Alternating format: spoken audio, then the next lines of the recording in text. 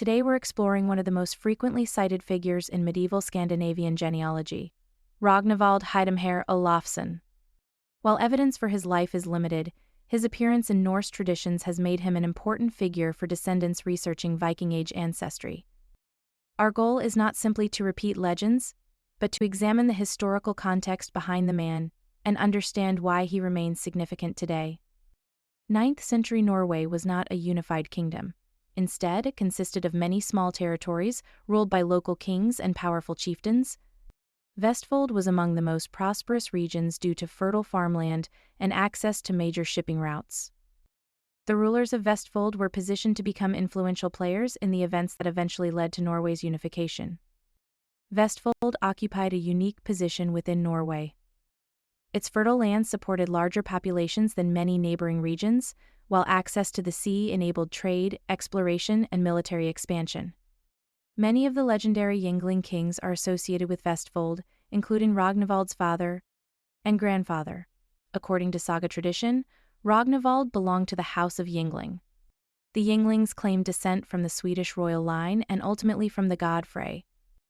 Modern historians generally view these divine claims as political mythology, but the dynasty itself likely reflects memories of real ruling families in southeastern Norway.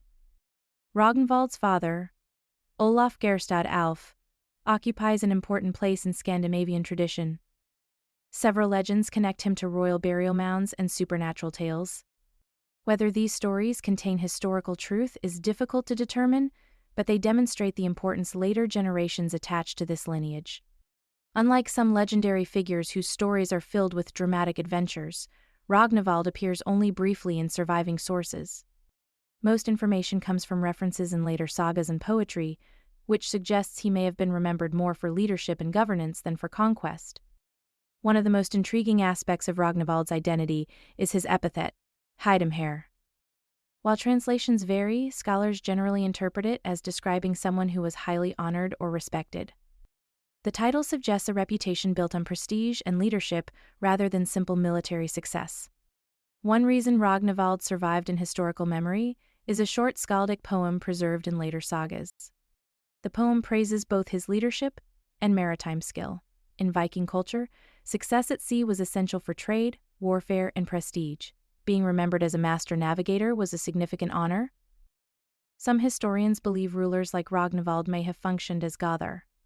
A Gathi was both a political and religious leader, responsible for maintaining relationships between the community and the gods.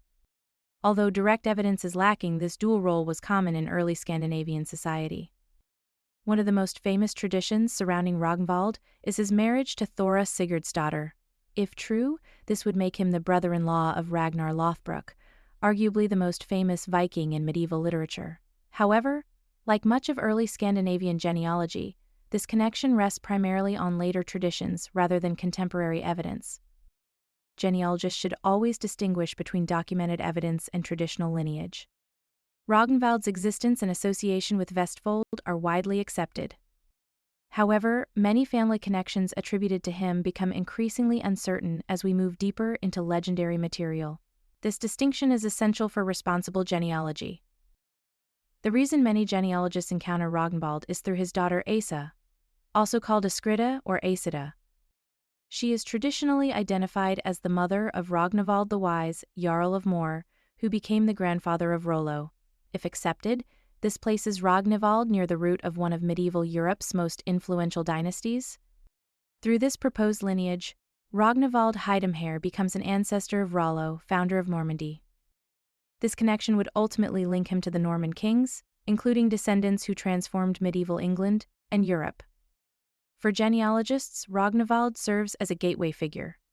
Many medieval pedigrees converge through Norman and royal lineages. Because of this, countless modern family trees include him. The challenge is determining where documented history ends and legendary tradition begins. Whether every genealogical connection is correct or not, Rognvald remains significant because he sits at the crossroads of Scandinavian history, mythology, and medieval genealogy. His story illustrates how oral tradition preserved memories of rulers long before written records became common. Rognvald Heidumhaere stands as a reminder that genealogy often requires balancing evidence with tradition. While some aspects of his life remain uncertain, his influence on medieval genealogical traditions is undeniable. For many descendants today, he remains one of the earliest named figures in their ancestral narrative. A legendary king whose memory survived more than 11 centuries.